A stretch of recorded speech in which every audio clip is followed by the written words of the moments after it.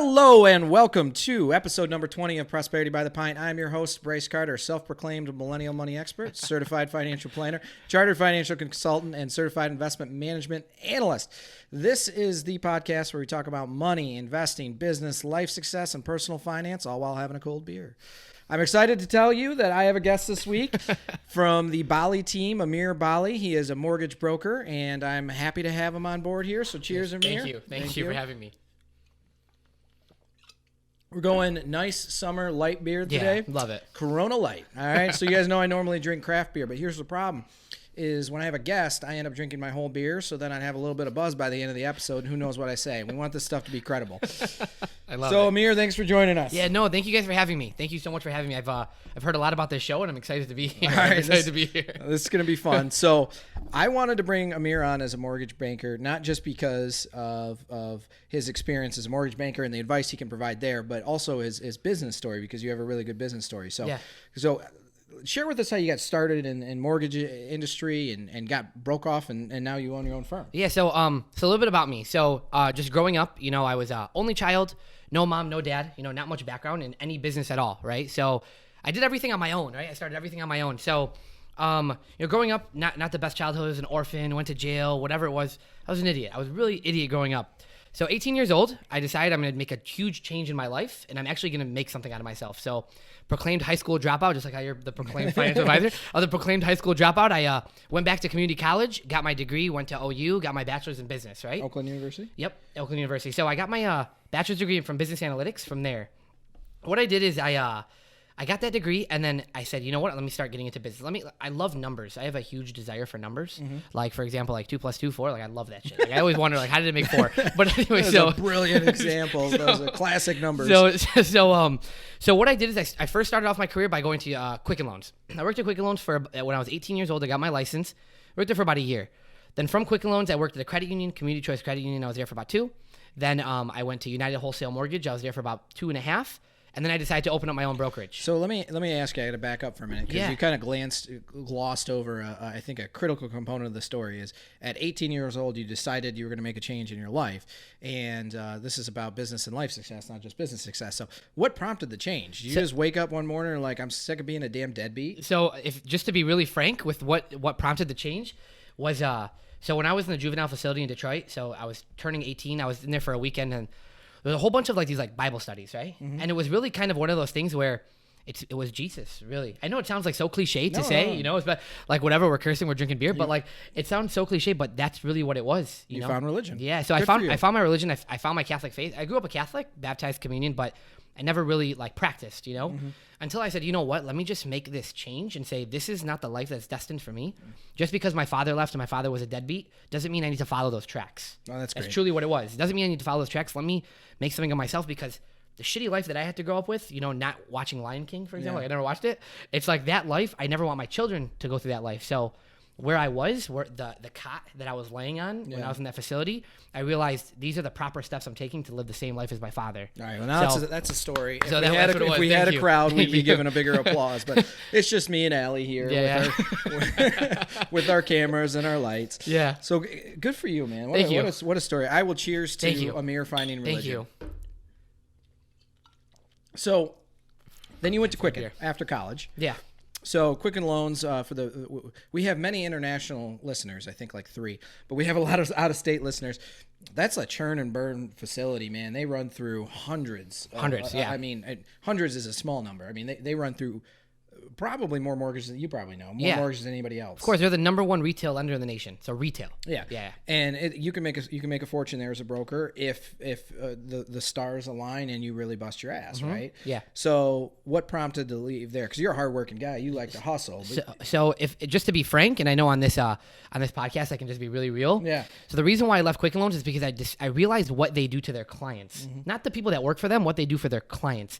And what they're doing to their clients is overcharging them. And so all over my Facebook, they're the loan estimates. So a loan estimate is the thing you get before you get a mortgage. So you do often on there. You're posting examples and circling stuff. Yeah, exactly. Getting screwed. So I see Quicken Loans all day charging thousands of dollars in origination fees, application fees, doc prep fees, processing fees, all these fees that literally I'm a broker, meaning I don't have those people, and I realize I do away without those fees. Right. I don't need to charge them.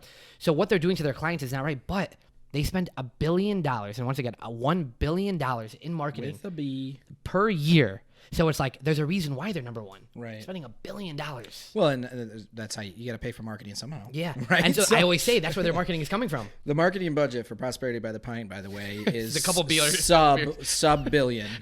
It's like sub thousands dollars. Love it. So you basically, it was, and this is something I talk about in my practice all the time. It was a lack of transparency. And more or less unethical business practices that prompted your change. Correct. Okay. Because it's so easy when a client is saying to me, so this $195 doc preparation fee, what is this for? So I can easily lie to this first-time home buyer and say, oh, well, it costs money to put the docs together and continue on with the lie. And they'll be like, oh, okay. Yeah. It's like, it's easy, you know? Yeah. But it's not ethical. When you're buying a $100,000, $200,000 or more home, $195 fee doesn't look bad, right? So it's just like, oh yeah, well, but shit adds up. Correct. Yeah, exactly. So then you went to United Wholesale Mortgage, which, right? I'm following the transition. No, so right? I was at Community Choice Credit Union. Okay, so you went to credit union. Yeah, so I went to credit union. I actually did financial advising for a little bit. Okay. There was a guy named Michael that worked there, and he was a great mentor of mine. And he did financial advising, telling people where to put their money. And then under them, he would do like the mortgages. Hey, maybe refinancing or consolidating your debt would be the next option. Okay. It would be the best option because you'll have more equity, you'll have more money to invest. So I was there. I learned so much being there, so much. But the thing about credit unions, and these are all credit unions in general. So I only bank with credit unions, by the way. Yeah. They're all not for-profit. For more, see episode 5, why you should fire your big bank. I saw that. Yeah, fire your big bank. I saw that one. Credit unions are all not for-profit. So not profit, not for-profit. Right. Meaning that the money they make, and I'm sure the money they make, the interest that they make, they use it to either reinvest it into their members, their team members, or into their branches. Right. The CEO or the boards, the committees are not making millions of dollars for just making decisions. Right. Right. That doesn't happen with credit unions. But the thing about a credit union is there's a cap. Mm-hmm. You can only become so big you can only get paid so much at a credit union. And I said, okay, I've learned everything I need to know on this side. So this is your entrepreneurial spirit kicked in here, and you're like, there's a glass ceiling on my head at this credit union, right? Yeah. So then United Wholesale Mortgage. Correct. So this is a side of the industry that I want to spend a few minutes on because nobody seems to know anything about it, is what in the world is wholesale mortgaging? Okay. So wholesale mortgaging is, so for example, Quicken Loans or JP Morgan or Loan Depot, these large retail lenders. So I stress the word retail. They have people that work for them, and what they specifically do is they sell mortgages. So just as I do, I sell mortgages, but Quicken Loans has to pay them their 401k, their insurance. They have to get a building for them, the cost of expense to have an employee, the food, the drinks, the water, whatever it is, right? Yeah. So that's retail. The wholesale model is I'm an independent contractor for a wholesale side of a lender. I'm not an independent contractor. I own my own company, but I'm as one because they don't have to give me healthcare, 401k. So I get the loans and give it to them. So United Wholesale, a wholesale mortgage company, is somebody that is providing essentially the capital for you as a broker to lend. Exactly. So they're giving me the money instead of going to Quicken and pulling a mortgage off the shelf that's JP Morgan or Quicken or whoever loaning the money. Correct. You, Amer, Bally, go to a wholesale mortgage or a facility of some sort and say, I have a client, I need a mortgage. And then it allows you to shop different wholesale places and get rates and things like that. Yeah. So you are not an employee of a wholesale mortgage company. You own your own company that is using capital to give to me to loan. Yep. Right. To give to me to give to the client. So when you were a wholesale mortgage lender, you were going to other brokers and providing them with capital to lend out. Correct. So for example, the people that work there are account executives, and what they'll do is they'll call brokers all day and convince them, because that's where the sales side comes in. Yeah. They'll convince them, send your business to our wholesale channel, not Quicken Loans wholesale, because Quicken Loans has a wholesale channel. Okay. Flagstar, I didn't know. Yeah, Flagstar has a wholesale channel. And it's funny because so all these banks and gigantic lenders, not only will they sell to you across the street as a regular consumer, they're selling to brokers as well. They're at the capital to lend out. Correct. Okay, so I knew about two sides of it. I didn't realize like Flagstar's they'll do their own loans, but they'll sell out their capital too. Correct. And the crazy part is so, and I always talk bad about Quicken, but just because of what they do to their clients, but they have a side called QLMS. Okay. So Quicken Loans Mortgage Services, that's their wholesale department. So they have Quicken Loans, Rocket Mortgage, Then they have QLMS. That's their wholesale side. If you compare, like, so for example, Brice, you go to Rocket Mortgage to get a mortgage. Yeah. Then you come to me, and I go through QLMS to get you the same mortgage. The same exact mortgage, I'll have maybe 0.5% better for you in interest rate. So instead of a 4.5, I'll have a 4 for you. It's that dramatic. It's that much of a change. Well, see, and it's because they don't pay me. That's not a 0.5% difference. That's a 10% difference. That's a excuse me. Yeah. So with that 10% difference, I mean, that's the number that works out to be over a 30-year amortization is just absolutely ginormous. It's ridiculous. It's at least maybe $20,000 in interest over the period of 5 years. That's crazy. It's ridiculous. Yeah. So, well, I mean, we can't know the interest amount without knowing the loan amount, but damn, that is big. Mm-hmm. Okay, so you're at United Wholesale Mortgage, and you're doing the wholesale thing, and I'm guessing this gave you amazing insights into the business. Oh yeah, it taught me a lot. So I was there for about 2 years, and with being there, so this was the click that happened. Mm-hmm. So there was a broker. She was in California. She was one of my accounts. Okay. I won't say the name obviously, but she was in California. She was one of my accounts. She would send me her business. I was her rep for United Wholesale Mortgage. One day, I went to lunch. It's funny because me and Kyle, I went to lunch and I had like 3 glasses of wine. So I was like super I came back to work like buzzing a little bit. I got to stop you for just like 2 seconds because when I told a friend of mine I was going to have a mortgage banker on here, Jared, if you're listening, I heard you. He was like, make sure you give him like 8 beers before he gets on the show because I want to know all the secrets. I want to know the dirty shit that goes on so I don't get screwed over. Yeah, so I'm kind of going to jump into a little bit. So I drank, I had like 3-4 cups of wine. I come back into work. And then a broker, she calls me and she says, I lost this deal. You didn't teach me how to sell it. Right? So she's like, you didn't teach me how to sell the deal and I lost it. I go to her, wait, hold on. I was like, you're making $12,000 off this deal. So as brokers, they make a certain percentage of loan. She's making $12,000 on this deal. I was only making $200 as the rep, $200, right? I go to her, I'm like, I need to teach you how to sell the loan that you're making $12,000 on. We got into this huge argument and then she just hung up on me. And it was from there I said, what am I doing not becoming a broker? Why am I not making $12,000 a loan, making $200 a loan, but I have to teach these people how to sell it? Yeah. And then it hit me and I said, I can open up my own brokerage and I can do the same thing, if not better. And it was a month later. So did it help now that your non-compete was up? Yeah. Yeah, exactly. It definitely did help. Quicken's more or less infamous for their non-compete clauses. But yeah. So when I was there in 2012, they didn't have non-competes. Okay. It was funny. But now if you go there, if they license you, it's like 3 years after. You can't even look at a mortgage. You can't even look at the statement for like 3 years without getting sued. It's ridiculous. So I opened up it was a month into it. I said, okay, I've been at United Wholesale Mortgage for this long. I achieved all these milestones. Like, thank God, I've been doing really, really well. I'm like, thank God, a million times. Why can't I do it on my own? Yeah. And then it kind of hit me where I said, instead of building another man's dream, why don't I just build my own? Yeah. And I left. I just quit. And now, mind you, what they say is, a business owner shows up to work with a brand new Lamborghini, and the employees say, "Oh my gosh, that's a beautiful car." And he says, if you work hard, you show up on time, and you're super dedicated, I can get another one next year. that's the truth. That's crazy because that's literally the truth, which is unfortunate, And but yeah, so I quit, and now, mind you, I quit with not much money saved up, no mom or dad to pay my car bill for the Ford out there. So you didn't save before this? I probably had $3,000 to my name. Prosperity by the Pint does not recommend quitting your job prior to saving. When you're going to start a business, but it's a good idea to have some capital. Even though I talk smack about big banks, I will say this, and I'm sorry, Brice, but if it wasn't for my Chase Freedom credit card with the $12,000 balance limit on there, I would have not been able. Also, to not a huge recommendation there. So I maxed out my credit card before we actually started making money. Well, fake it until you make it, I guess. Yeah. So yeah, and then we opened up the Bally team, and it was a wrap, and it was done from there. All right, perfect. So we got the backstory. I know you wanted to go through it in 30 seconds, but we yeah, no, it took a little bit longer than that's all right. It always does. I told Amer we got to keep it to 30 minutes. He's like, oh, it'll be way shorter than that. I'm like, you wait, you start talking, and it happens. Yeah, when the beer starts getting low. Yeah. So so where are you at now with the Bally team? How many people? How many loans are you guys doing? Just run me through some of those numbers. Okay, so we first got licensed October 14th of 2018. Okay. We didn't close our first deal until January 2nd of this year. All right, so you're 5 months in essentially. Yeah. So so about 5 months in, and this is the stat that's mind blowing. Between January and February, we were ranked top 10 broker in the whole state of Michigan. Wow. In January and February, and we didn't close our first deal till January. So in January we closed 29. And, mind you, January and February are really slow months. That's when the big brokers, and you're the only lender. I'm the only loan officer. Yeah, so you did 29 in January. Yeah.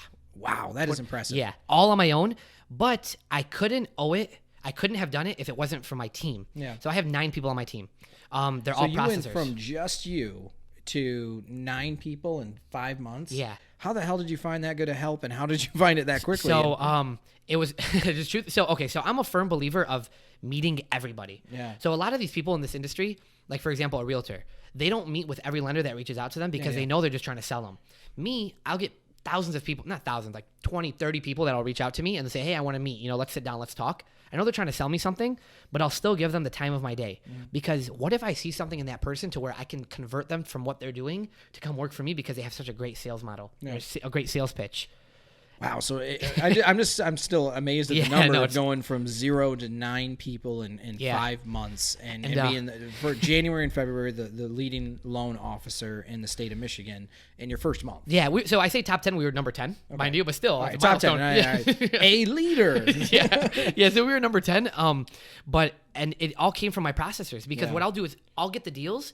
I'll send it to my processors and it's round robin. They'll just get it and they just start working it. Yeah. And they work it and I'm not cheap. I pay my team great. I pay them accordingly. So how did you start getting your leads then? I mean, because you had to have people that wanted to buy houses. And, so the market slowed down a lot in the fall of last year and into the beginning of this year, right? So talk to me about that. So 100% of my business in the first 3 months of my company was 100% from real estate agents. Okay. Real estate agents were 100% of my business.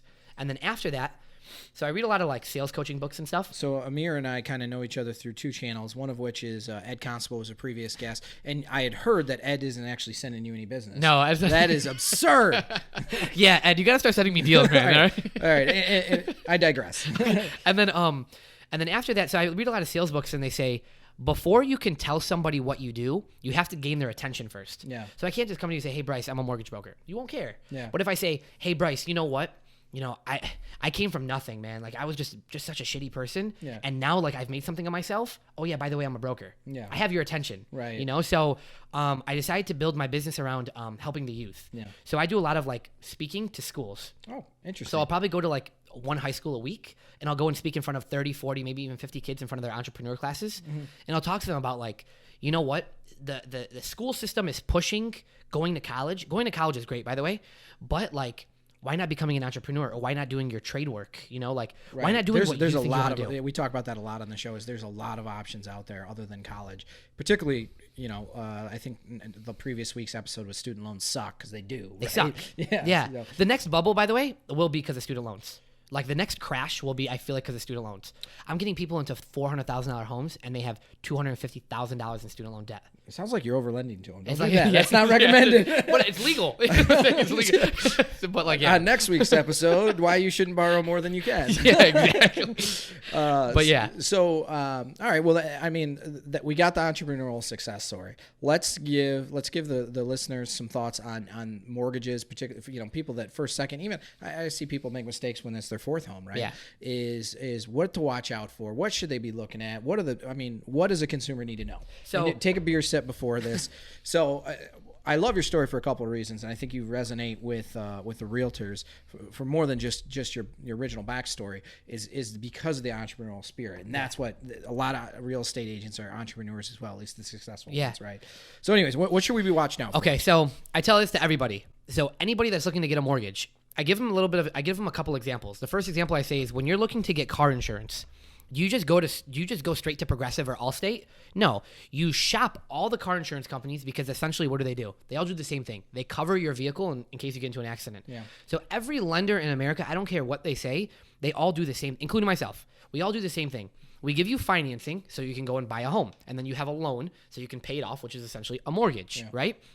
I say, for car insurance, you don't just go to Progressive and say, oh, I'm going to take it, and that's it. It's done. You call Progressive, you'll call Allstate. You shop it. You shop it. So the point I'm trying to make is you shop it. It's the same thing as a mortgage. I read an article recently that said that the people that got the best rates and lowest fees on their mortgage shopped 9 or more providers. Exactly. But here's where the problem comes in, is something like, I don't have the freaking time to do that, right? Like, I may have time to go to 2. Right? Because I just don't. And for me, it's like, okay, if I pay an extra $1,000 in processing fees, whoop-de-doo, I got to go to work that day instead Exactly. of, you know what I mean? So Yeah, I get it. So what do you do? So my job as a broker is to shop your interest rate. So brokers don't get paid off interest rate. We don't get paid off closing costs. Now, mind you, brokers, we don't get paid off interest rate. We don't get paid off closing costs. We get paid off the loan amount. So whatever the loan amount is, some brokers, they have a set percentage that they make off the loan amount, and then that contradicts on whether or not you're going to have a higher interest rate or not.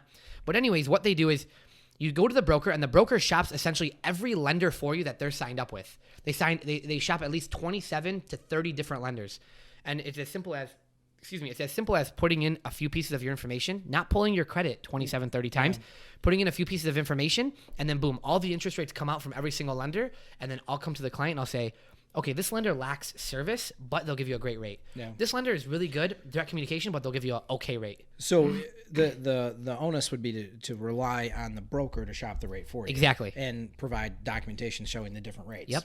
And you don't pay me for that. That's the last thing I want to add. You don't pay brokers. So this I got to push you on, though, because if you have 10 different lenders that you work with and maybe 3 come back at close rates, close meaning not one is dramatically lower than the other, but one might be slightly lower, but they pay you a smaller percentage of the loan. Doesn't that create a conflict in of itself? So it's a regulated. So our compensation. So a broker's compensation goes from 0% to 2.75%. Okay. And you can only have it set, like you set your compensation with like the state. So it's like a one-time set compensation.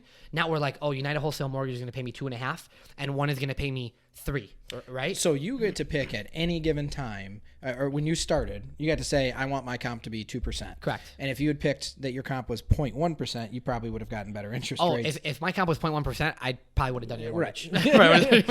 Just to be straightforward.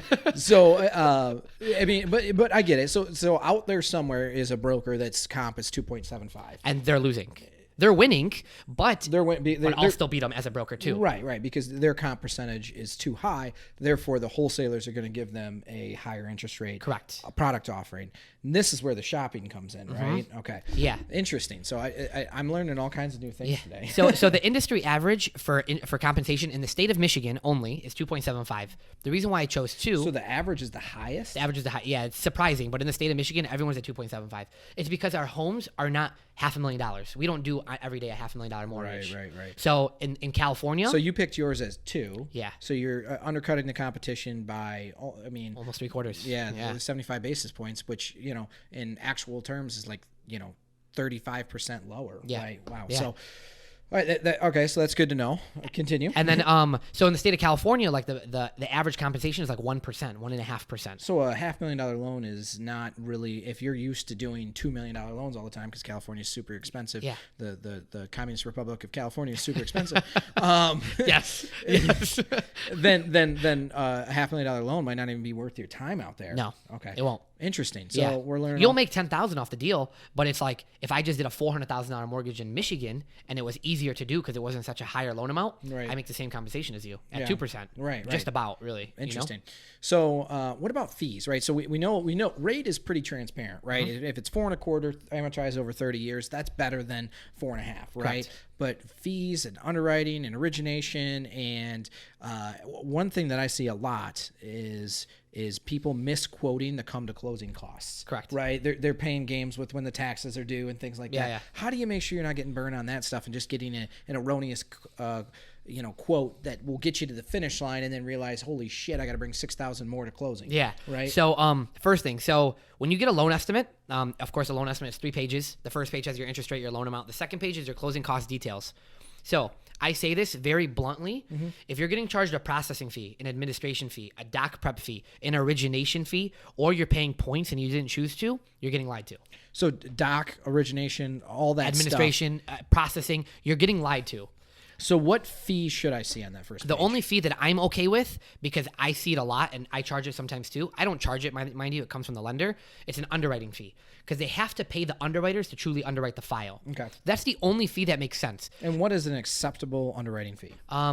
I'll say maximum $1,000. All right. So you heard it here first. Maximum is $1,000, $995. The only fee you want to hear on the front page of your closing quote document would be an underwriting fee and should be $1,000 or less. Exactly. And if you're paying points, if you're paying an originator compensation, that fee in particular, and you didn't choose to pay it, that means you're paying the loan officer to do the loan. On top of the money he's making, the 2%, right. You're also paying him on the front end too. That's like straight robbery. So who's I guess who's most guilty of this? Is it the banks, the credit unions, the direct lenders? You're gonna love this. It's big banks. Big bank. It's ginormous banks because once again, banks. So if you go to a big bank for $1 million loan, you're going to get a badass interest rate. The reason why you will is because they're going to portfolio you, and you know this perfectly. They're going to sell that shit off. They're going to get your investments, your checking, savings account, credit cards.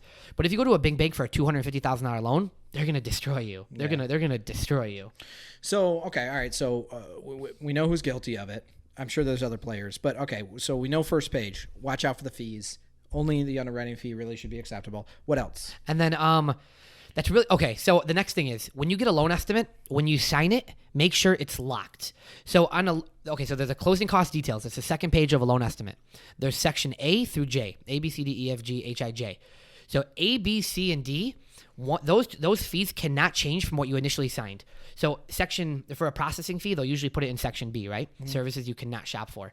If they put in there $495 and you sign that and you get to closing and it's $700, that's technically very illegal because you swindled them. You switched it on them. Yeah, the lender switched it on them. But the taxes and insurance are the ones that I as a broker cannot control. Right. Because if I look at the listing ticket and the taxes are $6,000 a year, but when we pull the paperwork from the county and it's $8,000, like that wasn't the broker's fault or the loan officer's fault. Well, I get that. The problem that I have, and I see this all the time, is that somebody will quote that, hey, you're only going to have to come to closing with $4,000 because you're only going to owe $1,000 in taxes or whatever. But in reality, the broker knows that, and they're just trying to make the closing costs lower. Exactly. Right? They know that they're going to have to show up with $4,000 not $1,000. Mm-hmm. So loan, yeah, and it sucks. It really sucks to say, but there's really nothing you can do about it. You just got to ask the hard questions on it. You just got to ask the very hard questions. Like, I need this in writing. Reach out to the Bally team, and you'll take a look at it. Brice, I appreciate you. All right, so I don't know. Today was an awesome episode. Yeah, we got through a lot of stuff.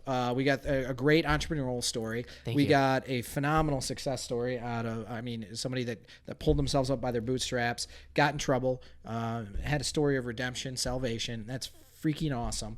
And now we have some phenomenal mortgage tips, right? So it's the ballyteam.com, right? Yeah, the ballyteam.com. Yep. Ballyteam.com, Bally. That's this episode of Prosperity by the Pint. Thanks for listening. Tune in and be sure to subscribe. iTunes, Spotify, Stitcher, YouTube, Facebook, wherever you listen. That's where we are. Stay classy.